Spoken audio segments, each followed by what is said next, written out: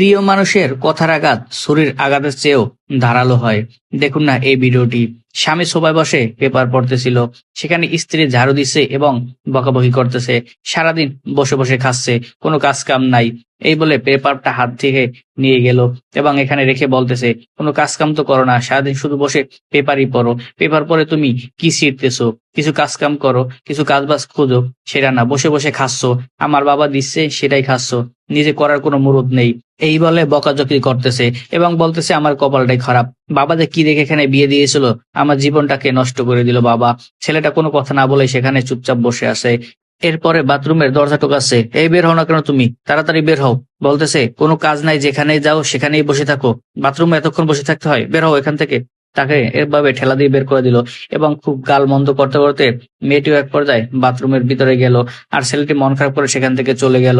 এক পর্যায়ে রাত হয়ে গেছে, মেয়েটি বিছানায় বসে মোবাইল টিপতেছে এবং বকাঝকি করতেছে। ছেলেটি কোনো কথা না বলে এই কর্নারে এসে আস্তে আস্তে শুয়ে পড়লো। তাকে এভাবে লাথি দিয়ে নিচে নামিয়ে দিল। কত বড় সাহস তোর, তুই এখানে শুচ্ছিস? এটা কি তুই কিনেছিস? এটা আমার বাবা দিয়েছে। এই খাটে শুধু আমিই শোবো। নিজের মুরুদ নয় একটা খাট কেনার, একটা টাকার ইনকাম করার। তুই আজকে থেকে নিচেই শুবি।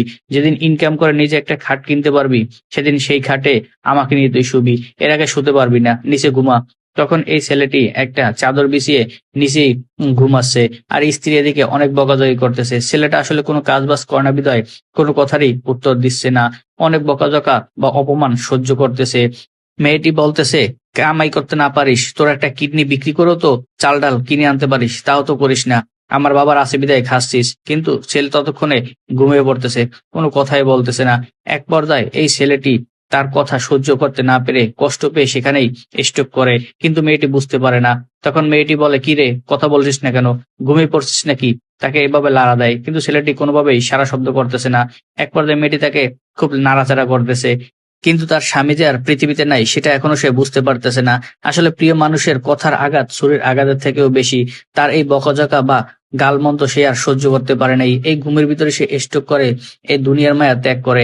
এখন সে প্রচুর কান্নাকাটি করতেছে, বলতেছে, তুমি ওঠো, আমি তোমাকে অনেক বকাঝকা করেছি, এমনটা আর হবে না। তাই তো বলি, দাঁত থাকতে দাঁতের মর্ম দিতে শিখুন।